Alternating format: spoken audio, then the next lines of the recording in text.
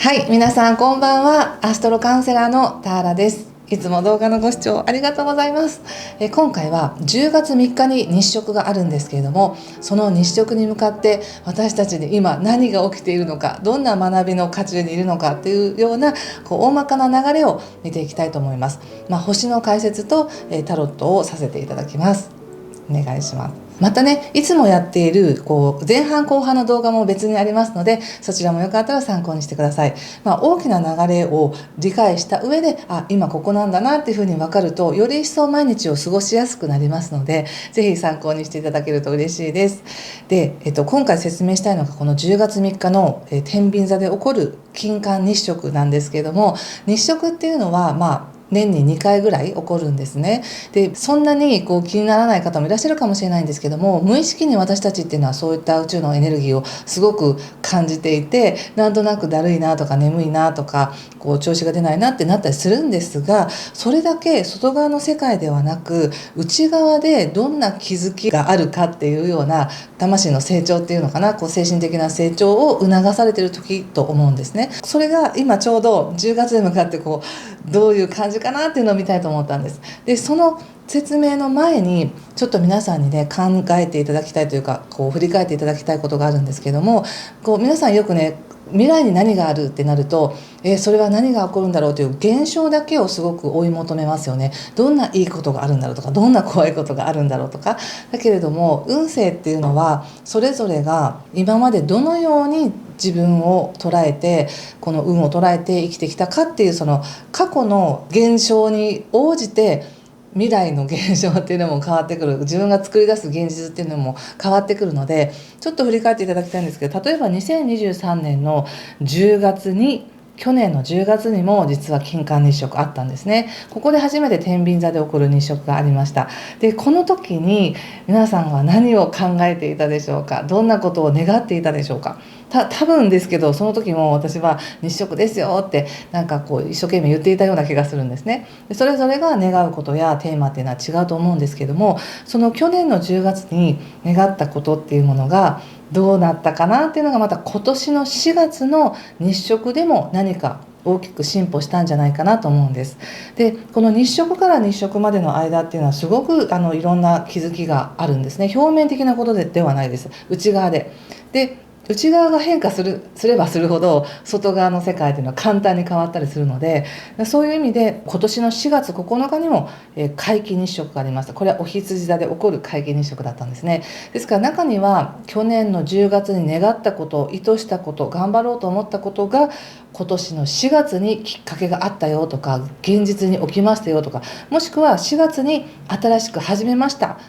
みたいな、とにかく新しく始めるっていうエネルギーがすごく強かったので、そこで何か行動を起こしたよっていう方は、この4月5月6月のこの流れのウェーブに乗っていろんなことを体験できたんじゃないかなと思うんですね。で、もし何にもなかったですっていう方も全然心配しないでいいんですよ。外側の世界何もなくても、内側で自分がどのようなことに気づいたかっていうのがとっても大事なので、例えばすごくいい映画を見てものすごい感化されましたみたいな、そういうのもすごく大きな気づきですし、たまたまその時出会ったその人の言葉に感銘を受けましたとか、はっと気がつきましたということもあったりするので、何かね、去年の10月そして今年の4月っていうものを踏まえた上で、じゃあ今年の10月は何だろうっていう、今ここですよね。そこをちょっとね見ていきたいと思います。で、先にちょっと共通のね星のお話をさせていただきたいんですけども、もう8月の中旬ですが、8月のテーマっていうのは自分の個性とかね、喜びをもう一度再確認しましょうねっていうことで、私って何だろうって、私が求めてるのは何だろうみたいに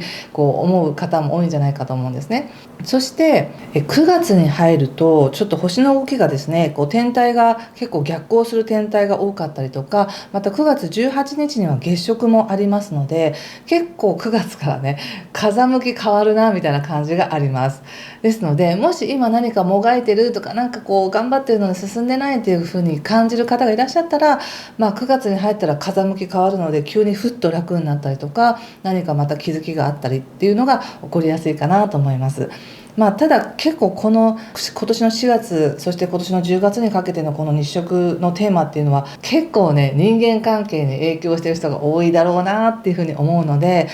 人を通して私たちって気づきが多いのでね、そういう意味で関係性の流れが変わってくるっていうのもあるかもしれません。でその時に注意していただきたいのは、自分が役割を演じすぎないっていうことかなっていうふうに思います。何かこだわっているとかこれを続けなければいけないみたいな、そういったものがいいんだと思い込んで続けると、9月って風向きが変わるよっていう時なので、もっと自由な感覚でいる方が自然といい風に流れていくだろうなというふうに思います。でも基本的にはね、人間関係の温かさを感じたりとか、自分が人に対して感じていた恐怖っていうものが取り除かれていくっていうような流れだと思います。流れはねゆっくりかもしれないんですけれど、その分穏やかになるみたいな感じかもしれないですね。そしてその次10月っていうのが本来の形に修正されていくような、覚悟が関係性を修復していくっていうふうに私は書いたんですけれども、価値観とか関係性の見直しのチャンスっていうことで、それもね、別にその目の前の今のこの関係性がっていうだけではなく、自分が物事に対してどのような視点を持っているかっていうことも含めです。それが去年の10月、そして今年の4月、そして今の現実があり、この現実、1年やった現実を踏まえて10月っていうのはもう一回り大きくなるか、もっと自分にフィットした現実を作っていくっていう風になっていくか、それにはどんな関わりがあるのかっていう、すごくね個人的成長が促されています、10月ね。それを踏まえた上でカードを見てみたいと思います。よろしくお願いします。はい、ではここから獅子座さんの10月までの流れ、チャレンジを見ていきたいと思います。お願いします。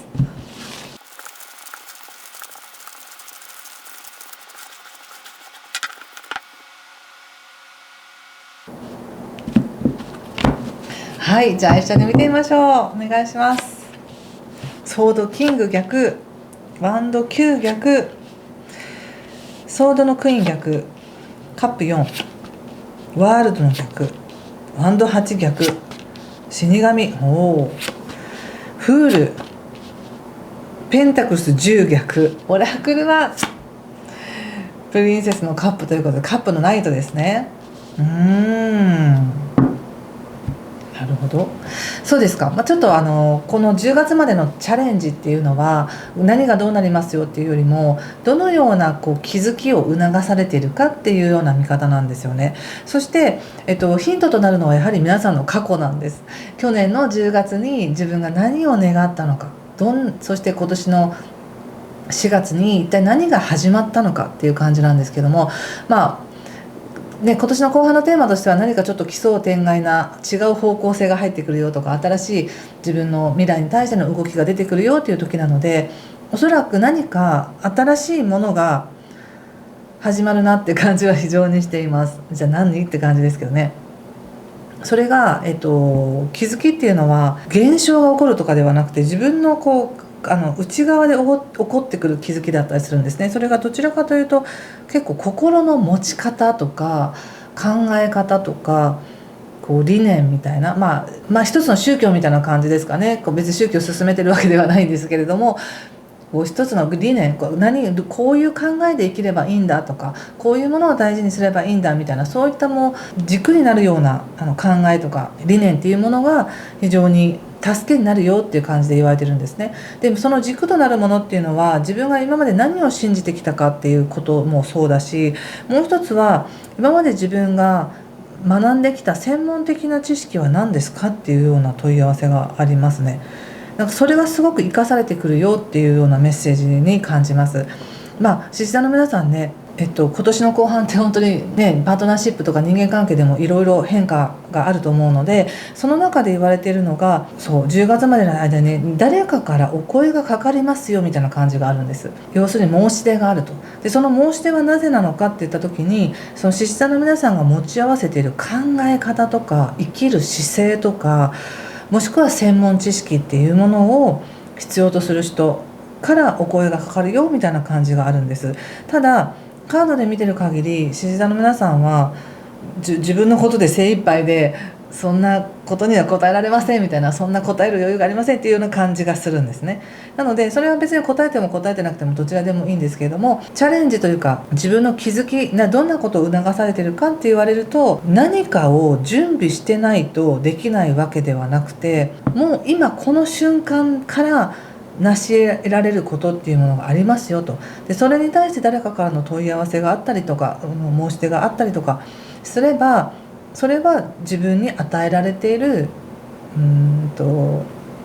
チャンスなんですよっていう感じで言われてるんですね。ただこれ単になんか嬉しいことを聞いて、うわそれはちょっと無理ですとか嬉しいですっていうのではなさそうなんですよ。何かの申し出や問いかけが来ることによって非常に自分のことを考えさせられるというか、せっかく来たチャンスなのに私はこれを受けられない、これを受けられない自分ってどういうことなんだみたいな感じで考えたりとか、もしくはそれを受けたいからこそ既存のものをやめていこうっていうような動きになったりとか、本当に自分がそうやって考えさせられることによって自分が守っていきたいものは何なのか、自分が守っていきたいものは何なのか、残したいものは何なのかっていうことをすごく感じるみたいです。でそうやって感じることによって結局自分の人生の軸は何なのか、何を大事に生きていきたいかっていうものがどんどん際立って浮き彫りになってくるっていう感じがありますね。なのでね、10月までの間にそういうなんていうかな、可能性、開かれた可能性を見ることができるかどうかっていうのがすごく試されてる感じがします。難しいですねこのメッセージね。開かれた可能性を自分で信じることができるのかどうかっていう感じ。でもその時に一応カードが教えてくれてるのは、可能性っていうのはいつでも開かれているんだけれども、自分のマインドでは自分はまだまだだとか、もうちょっとこれがこうならないとダメなんだとか、今の自分ではダメなんだ、だからこうしようみたいな、一見ポジティブに思えるような思考なんですけど、それは今の自分を高めるために一見ポジティブに聞こえるかもしれないけど、でも同時に今の自分を否定していませんかみたいなメッセージもあるんですね。でそうやって可能性を見て努力しながら同時に自分のことを責め続けるっていうことをしてるうちに、どんどんと心が疲れてくる。私の価値って何なのかなとか、今何やってきたのかなとかっていうのを思いがちだから、今この瞬間に存在してる価値で人は見ますよみたいな感じのメッセージだと思ったんです。なのでね、よくありますよね。ダイエットとか分かりやすいと思うんですけど、うわこんな自分が嫌だって、もっと痩せるとか言って太ってる自分を否定しながら痩せることを努力する。でそれで本当に叶ったら叶ったでいいけれども、同時に太ってる自分っていうのは否定し続けるっていうことになるので、今の自分を認めつつ、でももっと好きになるためにやる、楽しくやるとかであればいいっていう感じなんですね。ただ何か今すごくね、特にお誕生日過ぎたあたりからいろいろ感じる方が多いかもしれませんね。夏はたくさんのエネルギーを吸収してほしいですし、獅子座の皆さんは吸収できると思うので、そうやっていろいろ蓄えたエネルギーの中から、じゃあどうやってやっていこうってなった時に、すごいチャンスいっぱい来るんですけど、どうしても他者に認められているかどうかとか、他者が自分をどう見てるかどうかっていうものをすごく気にしてるし、それっていうのは実際に他者の目ではなく、自分で自分のことをすごく否定して見ているからこそ、そうやって他人が気になるっていうふうになるので、自分で自分の世界を一旦ちょっと終えるみたいな感じがあるんですね。どういうことかというと、自分が見ていた自分の古い世界観の自分や古い自分の自己イメージっていうのはもうやめる。でなぜやめるようになってくるかっていった時に、もしかしたら誰かからの問いかけがあるかもしれないし、申し出があるかもしれないし、チャンスが来るかもしれない。そのチャンスが来ることによってすごく揺さぶられて考えて、私もうこんな自分はやめようとか、もっと違う形になっていこうということで、何か一つの終止符を打つっていうふうに出ているので、それがどんな終止符なのかはまたね、細かい2週間ずつの方で見ていけばいいと思うんですけど、ただ言われていることは、ちょっとこっちで見てみようかな。思考癖だったりとか、開かれた可能性っていうのは自分がどこまで信じられるかっていうのが一番の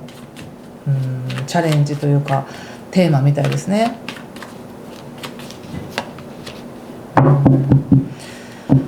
すっごい願ってたことが来たーってなった時に、やったーなんですけど、やったーって言いながら、うわ今いけないとか、うわそれ今できないみたいになった時に、何やってんだって感じで自分になるかもしれませんが、それ得られる可能性あるんですよっていうふうにすごく思います。でもなぜかね本当に何でしょうね、この可能性がすごいあったとして、自分自身の自己イメージここら辺みたいな感じでなんかこの低い自分の自己イメージでこれを手にしちゃいけないって言ってるみたいな感じがするんですけど、いやいや、もうその自己イメージ崩しましょう、終わりますよ、その自己イメージ終えてもっと開かれた自分っていうものを見ていきましょうっていうのがこの10月までのテーマなので、ぜひ頑張ってください。そして10月にはまたね来ますから、そういうのが10月にはその時にねこうスッと乗れるようになれたらいいなって感じがします。ここまでにしておきたいと思います。もし何かしら良かったりとか参考になりましたっていう方は、ぜひいいねボタンやチャンネル登録、そしてコメントで教えていただけると嬉しいです。ということで、またねすぐ次の動画をアップしますので、そちらも参考にしてください。今回も最後までご視聴ありがとうございました。失礼します。